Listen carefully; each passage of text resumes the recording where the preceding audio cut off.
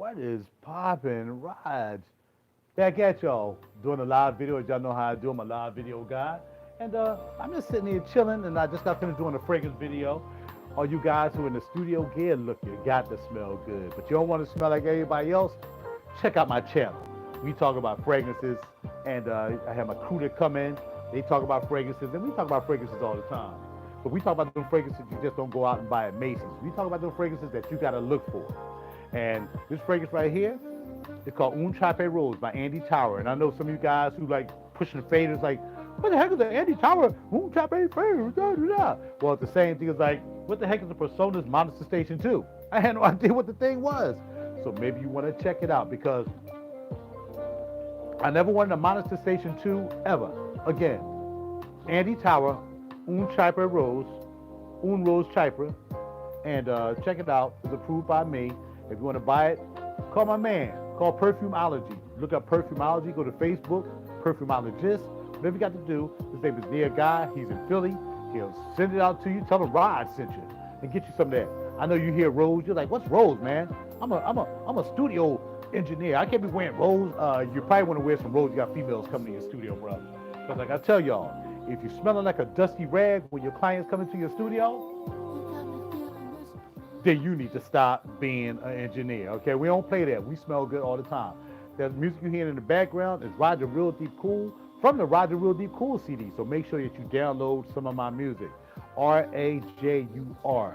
Absolutely. Oh yeah, I tried Cricklers. Absolutely. Yeah, I'm not really a Crickler fan for the price. I don't like the price on the Cricklers. I think they're a little overpriced. But yeah, I have tried a few. There's a Crickler shop in Virginia, by the way.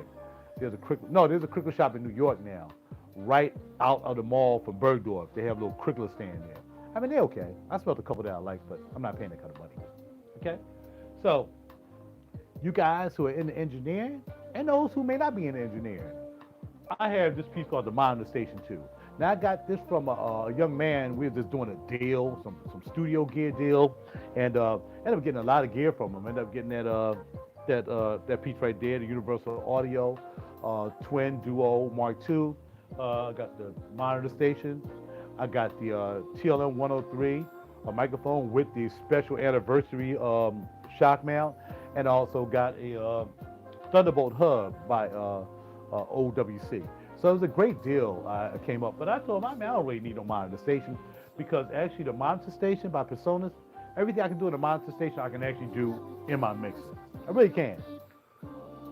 But for me to be doing that as a convenience, I will always have to be going up here and doing this. If I want to switch to this, I gotta go up here and switch to that. If I'm going up here, I want to switch to that.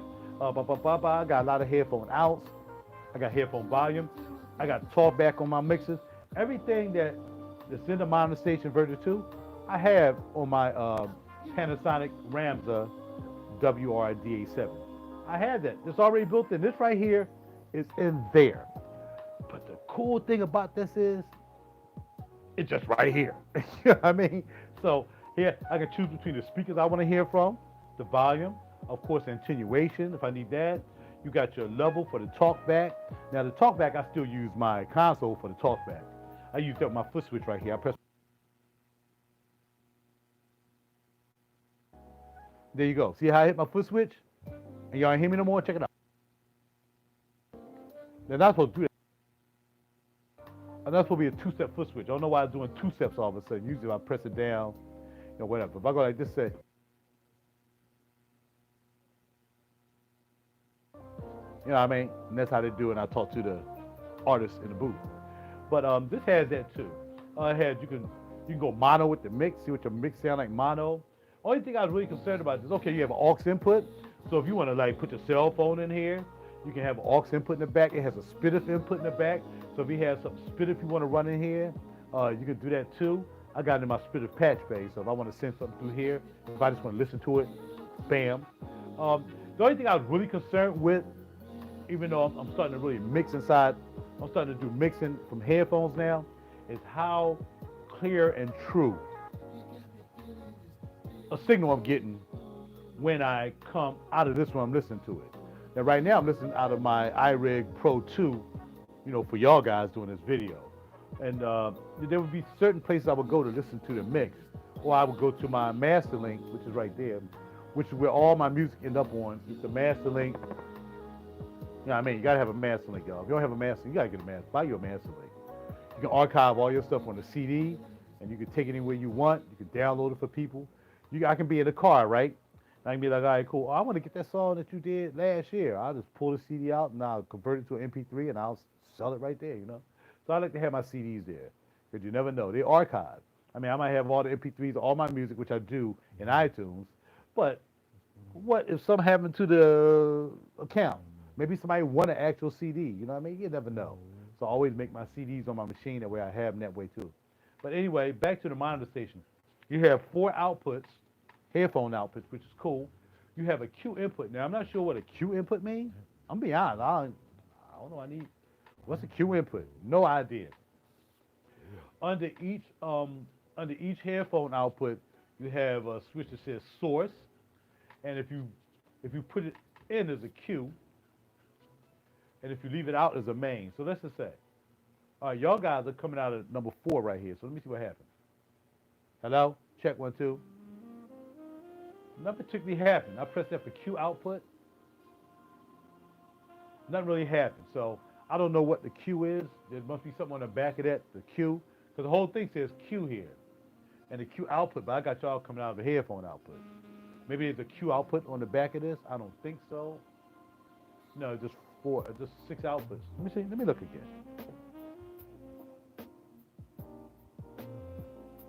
Line outputs, speaker outputs. Yeah, so it says line outputs. I guess the line outputs is if you just using this. If you're just using this and you have like a DAW, and you don't have the mixers and all the mic pre's and all that stuff, and you just have maybe just a interface, you know, and then you plug it into here, the output from the interface comes out of here. I'm not sure how it works. Anyway, I don't need it because I don't need that line outputs.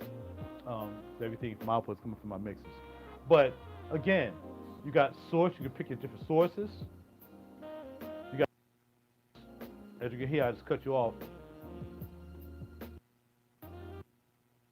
That's source 1. It says ST1. You got ST2, and you got aux. I guess you can listen to them all at one time because they all light up at one time. You want to listen to all of them, I guess, if you have those inputs coming in. You also have an input, like I said, for the aux. You can go spitter or just regular aux or spitter. I got that set up. And you have your speaker select. You can put 3 different sets of speakers in here. So you got speaker A, speaker B, speaker C. Some people will say that they put 2 sets of speakers on here, then they use C for the subwoofer. Not me. I got all 3 sets of speakers on this bad boy. My HS5s, the old school JBL LS32s, and 25s, and they're hooked up to my sub back here, my KRK sub. And then I have the Audio Engine A2 Pluses. So I have all my speakers hooked up right here. And like I said, I think I like this more for convenience. It's right here. I don't have to go up here all the time or up here. But what I need to know is whatever I got coming out of this bad boy right here is going to be true to what's going to be on my CD or my projects or my album. I got to make sure, especially if I'm monitoring through this. If I'm not really sure, then what I do is I'll plug right into the master link because that's where all the masters go to. And then I'll just put in the master link. Now look up master link because one of the greatest producers and engineers out there, Bruce Sweetian, carry his master link in his arm. He goes somewhere, he carry his master link.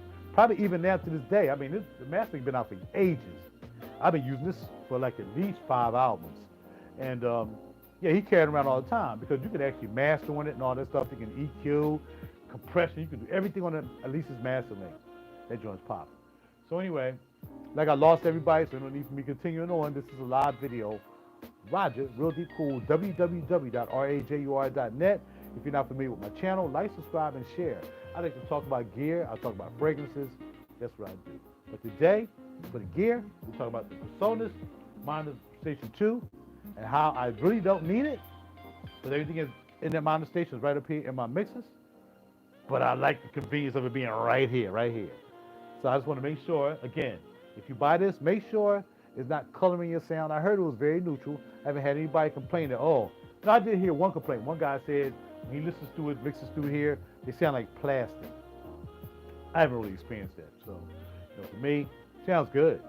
I got it running. I got everything from my mixer running into this, and just coming out to this video right here. So that's how I'm using it, which is another good reason too, because I was trying to use it. I was using it coming out of my mixer, which I still could. I can do the same thing. In fact, I can unplug it.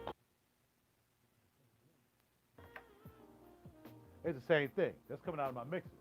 So I can do everything. And turn it up a little bit. I can do everything on my mixer that this monitor station can do. But as like the monitor station being right here, and it's close, and I can get stuff done. Okay, so the Presonus monitor station 2, do I need it? I really don't. Am I glad I have it? I am. I'll do more sound tests on it to make sure it is true if I color in my mixes or anything, because I am using this to monitor my mixes. And again, always double check to the source that the mix is being recorded to. And that's about it. Name of my studio is Rock Out Studios. Again, you can Google me, Roger, R-A-J-U-R, Real Deep Cool, as you see on the title with a K. And you can see what I've been doing throughout the years. And, I talk about fragrances and all that stuff. And I'm out, y'all. Take care of yourself. Good seeing you. I'll talk to you soon. All right. I'm out. Later.